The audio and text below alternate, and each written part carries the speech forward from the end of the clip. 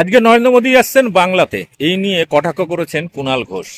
নরেন্দ্র মোদী এসে আজকে কি বাতেলা দেবেন সেই নিয়ে আজ রাত 9টার সময় লাইভ দেখতে ভুলবেন না। এই মুহূর্তে শুনে নিন কুণাল ঘোষ কিছুক্ষণ আগে ভিডিও বার্তায় কি বলেছেন সে বিষয় নিয়ে এই ভিডিও দেখুন এবং ব্যাপক শেয়ার করুন। নমস্কার। সর্বভারতীয় তৃণমূল কংগ্রেসের তরফ থেকে কুণাল ঘোষ একটি জরুরি বিষয় আপনাদের সকলকে এবং আপনাদের সকলের মাধ্যমে নাগরিকদের কাছে কয়েকটি বিষয় নিবেদন করছি। আজ পশ্চিমবঙ্গে সফরে আসছেন দেশের প্রধানমন্ত্রী বিজেপি নেতা নরেন্দ্র মোদী। তো নরেন্দ্র মোদী পশ্চিমবঙ্গে আজ আসছেন। গতকাল একটি টুইট করে তিনি কিছু বক্তব্য রেখেছেন। তো পশ্চিমবঙ্গ সফরে তিনি বক্তব্য রাখবেন আর এই ঘড়ি ধরে আর কয়েক ঘন্টা পর। তার আগে আমরা দুটি প্রশ্ন এবং দুটি দাবি প্রধানমন্ত্রীর উদ্দেশ্যে রাখতে চাই। দুটি প্রশ্ন এবং দুটি দাবি। প্রশ্ন এক, যখন আতঙ্কবাদের বিরুদ্ধে লড়াই চলছে, আতঙ্কবাদের বিরুদ্ধে সর্বভারতীয় তৃণমূল কংগ্রেস নেত্রী মমতা বন্দ্যোপাধ্যায়ের নির্দেশে তৃণমূল কংগ্রেস রাজ্য সরকার পুরোপুরি দেশের স্বার্থে ঐক্য বজায় রাখতে কেন্দ্রীয় সরকারের পাশে থাকছে। যখন দেশের স্বার্থে দেশের বার্তা বিশ্বের অলিন্দে পৌঁছে দেওয়ার জন্য মমতা বন্দ্যোপাধ্যায়ের নির্দেশে আমাদের সর্বভারতীয় সাধারণ সম্পাদক অভিষেক বন্দ্যোপাধ্যায় সর্বদলীয় প্রতিনিধি দলে তিনি বিশ্বের বিভিন্ন দেশে পাকিস্তানকে, সন্ত্রাসকে, আতঙ্কবাদকে আক্রমণ করে বক্তব্য রাখছেন, ভারতের অবস্থান স্পষ্ট করছেন। সেই সময় পশ্চিমবঙ্গে সংকীর্ণ রাজনীতিতে আসার কারণ কি? আমরা সময় নিয়ে, টাইমিং নিয়ে প্রশ্ন তুলছি। সময় নিয়ে, টাইমিং নিয়ে প্রশ্ন তুলছি। আর দ্বিতীয়, খালি হাতে আসছেন কেন? পশ্চিমবঙ্গে বহু পর্যটক আসেন, ভোটের আগে বহু পরিযায়ী পর্যটক, ভোট পাখি আসে। নরেন্দ্র মোদী, অমিত শাহরাও আসেন যান, ডেলি প্যাসেঞ্জারি করেন। খালি হাতে কেন? বাংলার 1,70,000 কোটি টাকা কেন্দ্রের কাছে পাওনা, মনরেগা 100 দিনের কাজ, বাংলার গরিব মানুষ, এমনকি যে এলাকায় প্রধানমন্ত্রী আসছেন সেখানকারও গরিব মানুষ কাজ করেছেন, 100 দিনের টাকা পাননি। কেন্দ্রীয় সরকার টাকা দেয়নি। 59 লক্ষ জব কার্ড হোল্ডার টাকা দেয়নি। 3,700 কোটি টাকা দেয়নি। মমতা বন্দ্যোপাধ্যায়কে রাজ্যের ভাড়ার থেকে দিতে হয়েছে। আবাসের টাকা 12 লক্ষ দেয়নি। মমতা বন্দ্যোপাধ্যায়কে বাংলার বাড়ি থেকে দিতে হচ্ছে। খালি হাতে আসছেন কেন? শুধু কথা বলতে। আমাদের এই প্রশ্ন দুটো, আর দাবি আরো দুটো। এক, অপারেশন সিন্দুর নিয়ে রাজনৈতিক ফায়দা তোলার জন্য কোন সংকীর্ণ রাজনৈতিক বক্তৃতা করবেন না। অপারেশন সিন্দুর মমতা বন্দ্যোপাধ্যায়ের নির্দেশে সৌজন্য দেখিয়েছে দেশভক্ত, দেশপ্রেমিক রাজনৈতিক দল হিসেবে তৃণমূল কংগ্রেস দায়িত্বশীল বিরোধী ভূমিকা পালন করছে। এই সময় আমরা সবাই দেশের পাশে, কেন্দ্র যা করছে আমরা সহমত। কিন্তু আপনারা অপারেশন সিন্দুর এবং জওয়ানদের লড়াই নিয়ে, সেনাবাহিনীর লড়াইকে রাজনৈতিক উদ্দেশ্যে ফায়দা তোলার জন্য কোন রকম রাজনৈতিক প্রচারে ব্যবহার করবেন না। দাবি এক। দুই, দ্বিতীয় দাবি, বাংলার বকেয়া অবিলম্বে বাংলাকে দিন। বাংলায় আসবেন, বাংলার সরকারকে কুৎসা করবেন, বাংলার বিরুদ্ধে মিথ্যাচার করবেন, সস্তা রাজনৈতিক প্রচার করবেন, আর বাংলা থেকে তুলে নিয়ে যাওয়া করের টাকার ভাগ বাংলাকে দেবেন না। বাংলার প্রাপ্য বাংলাকে দেবেন না। 1,70,000 কোটি টাকা বাংলাকে দেবেন না। মনরেগার টাকা বাংলাকে দেবেন না। 100 দিনের টাকা বাংলাকে দেবেন না। আবাসের টাকা বাংলাকে দেবেন না, হতে পারে না। ফলে শুধু মুখের কথা নয়, শব্দের জাগলারি নয়, বাংলার বকেয়া টাকা বাংলাকে দিন। অর্থাৎ দুটি প্রশ্ন এবং দুটি দাবি আমরা খুব স্পষ্টভাবে প্রধানমন্ত্রী আসার আগে আমরা এটা সর্বসমক্ষে পেশ করলাম। দ্বিতীয়ত, যদি আমরা সামান্য বিস্তারিততে যাই, এই যে টাইমিং, এটা বিজেপি, এই প্রধানমন্ত্রী করছেন কেন? আজ সন্ত্রাসবাদের বিরুদ্ধে লড়াই চলছে, আতঙ্কবাদের বিরুদ্ধে লড়াই চলছে। প্রধানমন্ত্রী তো আজ পর্যন্ত মণিপুর 2 বছরের বেশি সময় চলছে, সেখানে গেলেন না। প্রধানমন্ত্রী তো আজ পর্যন্ত পহেলগাঁওয়ের ওখানে আর যে সমস্ত গ্রামগুলো সব বিধ্বস্ত সেখানে গেলেন না। ওখানেও তো মমতা বন্দ্যোপাধ্যায় প্রতিনিধি দল গেছে। তিনি বাংলায় আসছেন এবং আসার আগে পোস্ট করে কুৎসা করেছেন। তো আমাদের প্রশ্ন, যে সময়টা অগ্রাধিকার দেওয়া হচ্ছে আতঙ্ক বিরোধী, এই আতঙ্কবাদ বিরোধী, জঙ্গি বিরোধী, সন্ত্রাস বিরোধী যে লড়াইটা চলছে ভারতে, আমরা তাতে অগ্রাধিকার দিচ্ছি। মমতা ব্যানার্জি তাতে অগ্রাধিকার দিচ্ছেন, অভিষেক ব্যানার্জি তাতে অগ্রাধিকার দিচ্ছেন। তো তাহলে যখন তৃণমূল কংগ্রেস এত বড় দেশাত্মবোধের পরিচয় দিয়ে রাজনীতির ঊর্ধ্বে উঠে যখন এই সৌজন্যের কর্তব্য, ঐক্যের কর্তব্য, সংহতির কর্তব্য, আতঙ্কবাদের বিরুদ্ধে একতার কর্তব্য পালন করছে, সেই সময় আপনি বাংলায় আসছেন সংকীর্ণ রাজনীতি করতে। এটা কোন টাইমিং? কেন? আমরা বারবার বলছি, যদি আতঙ্কবাদের বিরুদ্ধে লড়াই অগ্রাধিকার হয়, তৃণমূল কংগ্রেস সঙ্গে আছে। আর যদি কুৎসা, বাংলায় এসে বাংলা সরকারের বিরুদ্ধে কুৎসা হয়, তাহলে তার যেটা জবাব, সেটা তার যুক্তি, তথ্য, সেগুলো দিয়ে সেই জবাব সেখানে যাবে। কিন্তু এটা তো একটা বিস্ময়কর ব্যাপার। যখন আমাদের এখানে পহেলগাঁওতে যারা মারা গিয়েছেন তার মধ্যেও পশ্চিমবঙ্গের আছেন, আবার যারা সেনা শহীদ হচ্ছে তার মধ্যেও পশ্চিমবঙ্গ আছে। পশ্চিমবঙ্গের মুখ্যমন্ত্রী মমতা বন্দ্যোপাধ্যায়, তৃণমূল কংগ্রেসের দলনেত্রী মমতা বন্দ্যোপাধ্যায় বলছেন, এই প্রশ্নে আমরা কেন্দ্রের পাশে আছি, এই প্রশ্নে আমরা সেনার পাশে আছি, এই প্রশ্নে আমরা শহীদ তর্পণ করব একসঙ্গে, রাজনৈতিক ভেদাভেদ থাকবে না। সেই সময় যখন প্রতিনিধি দল বিশ্বব্যাপী সফর করছে, আমাদের সর্বভারতীয় সাধারণ সম্পাদক তিনি রয়েছেন সফরে, সেই সময় প্রধানমন্ত্রী আসছেন বাংলায়, বাংলার সরকার তৃণমূল কংগ্রেসের সরকারের বিরুদ্ধে রাজনৈতিক কুৎসা করতে। এটা কিসের টাইমিং? কোনটা অগ্রাধিকার? দেশের প্রশ্নে একতা না সস্তার রাজনীতি, কোনটা চান প্রধানমন্ত্রী?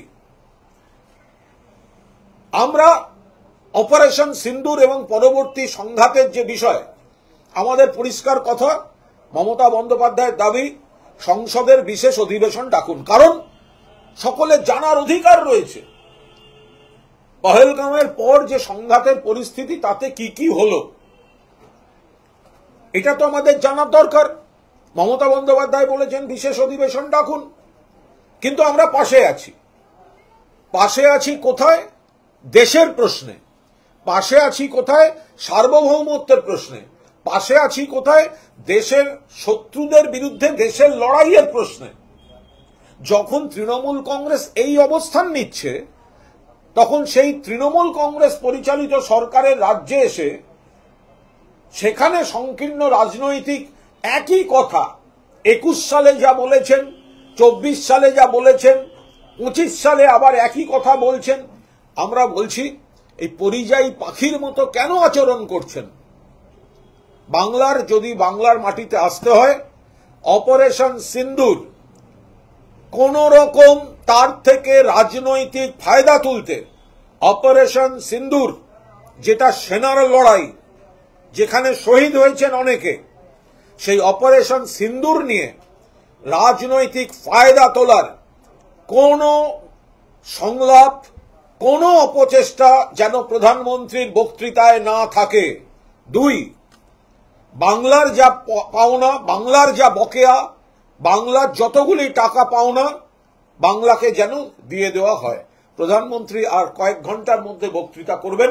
তার আগে আমাদের দলের তরফ থেকে আমাদের এই দুটো প্রশ্ন এবং এই দুটো দাবি আমরা জনসমক্ষে পেশ করে রাখলাম, মানুষ তুলনা করবেন। রাজ্য বিজেপির সভাপতি সুকান্ত মজুমদার কিছুক্ষণ আগে সাংবাদিক বৈঠক করেছেন এবং এই প্রসঙ্গে মানে নরেন্দ্র মোদী আসার প্রসঙ্গে এবং টাকা পয়সার দাবি তোলা হচ্ছে সেই প্রসঙ্গে বলতে গিয়ে বলেছেন মমতা বন্দ্যোপাধ্যায় সার্টিফাইড মিথ্যেবাদী, একদম কোট অ্যান্ড কোট এই ভাষায়। যে সুকান্ত মজুমদার কটা মুখ, একটা মুখে বলেন ভোটার তালিকা নিয়ে, অন্য মুখে তো নিজের বউয়ের দুটো ভোটার কার্ড। কটা মুখ সুকান্ত মজুমদারের? বাংলার টাকা বাংলা চেয়েছে, কোন রাজনৈতিক দলের পৈতৃক সম্পত্তি থেকে দিচ্ছে না। বাংলার থেকে বাংলার করের টাকা তুলে নিয়ে যায়। গত 4 বছরে 4,64,000 কোটি টাকার বেশি তুলে নিয়ে গেছে বাংলা থেকে, আর বাংলার বকেয়া 1,70,000 কোটি টাকা দিচ্ছে না। সুকান্ত মজুমদাররা যেগুলো বলছেন কুৎসা করছেন। আমরা যা বলছি খুব স্পষ্টভাবে, আতঙ্কবাদের বিরুদ্ধে লড়াই, জঙ্গি বিরুদ্ধে লড়াই, পাকিস্তানের বিপদ, দেশের শত্রুদের মোকাবিলা, এই সময় তৃণমূল কংগ্রেস পাশে। আর সুকান্ত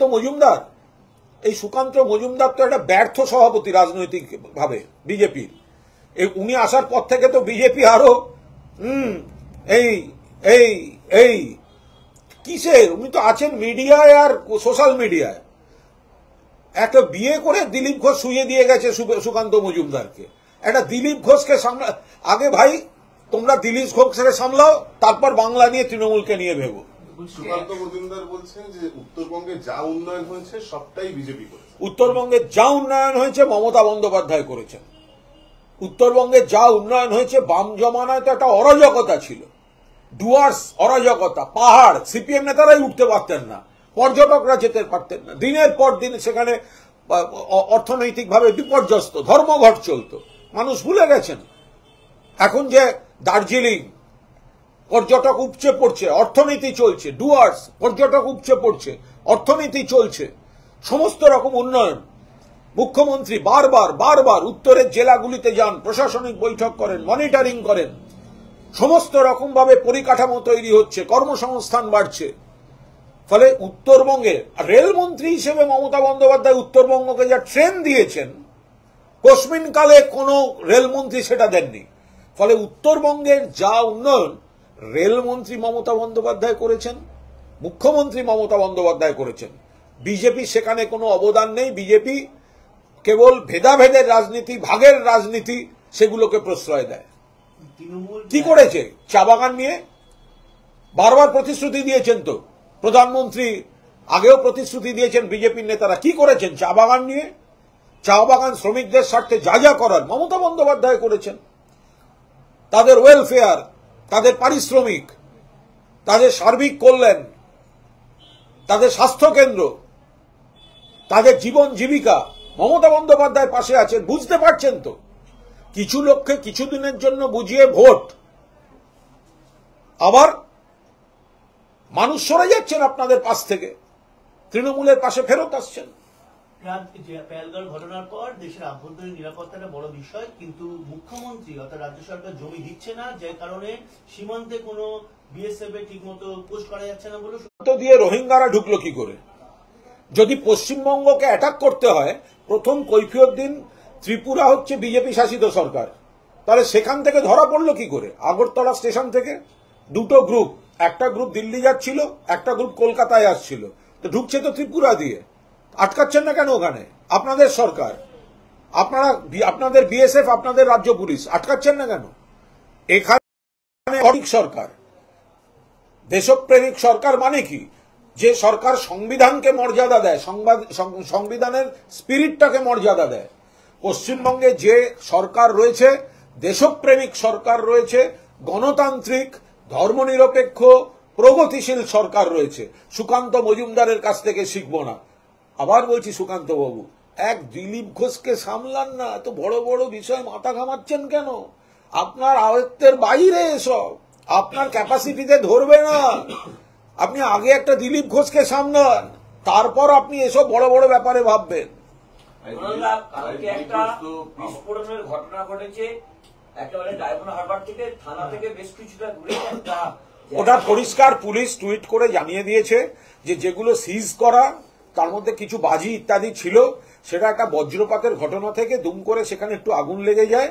থানা থেকে দূরে যেগুলো ওই পুকুর পাড়ে সব রাখা ছিল, সঙ্গে সঙ্গে কোনো হতাহতের ব্যাপার নেই, এটা দুর্ঘটনা, সেটা যা যা ব্যবস্থা নেওয়া পুলিশ নিয়ে নিয়েছে। বিরোধী দলনেতা বলছেন যে থানাটাই নাকি উড়ে গেছে। তো বিরোধী দলনেতা থানায় যান, ওনাকে বসে ওসি চা খাইয়ে দেবে। সুকান্ত মজুমদার বলছেন উন্নয়নের ব্লাস্ট হচ্ছে। তো অন্য জায়গায় যখন হয় ওকে একটুখানি ছেড়ে দিয়ে আসুন তো। সুকান্ত মজুমদারকে একটা প্লেনে নিয়ে গিয়ে প্যারাশুটে করে মণিপুরে নামিয়ে দিয়ে আসুন।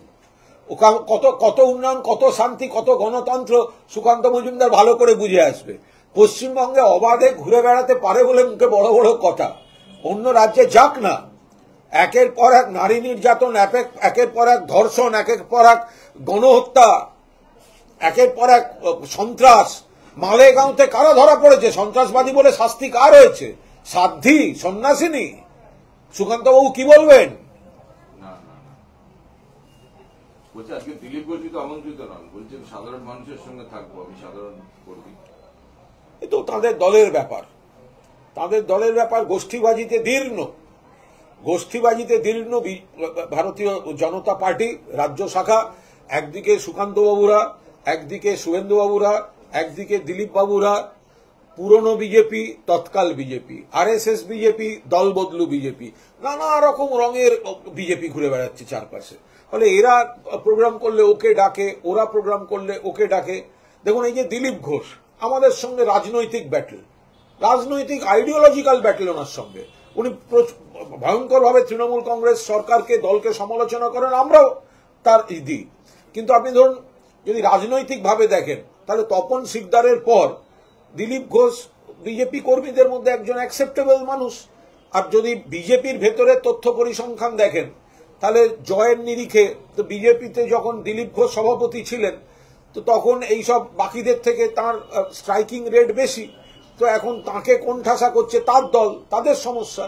আমাদের কাছে রাজনৈতিক ময়দানে বিজেপির নেতা দিলীপ ঘোষ, আমরা তো বিরোধিতা করবই, কিন্তু তার দল তাকে বিরোধিতা করছে, এটা তো বিজেপির উপর লোকে আস্থা রাখবে কি করে? বিজেপির এক গোষ্ঠী তো আর এক গোষ্ঠীর উপর আস্থা রাখে না, তো জনগণ তাদের উপর আস্থা রাখবে কি করে?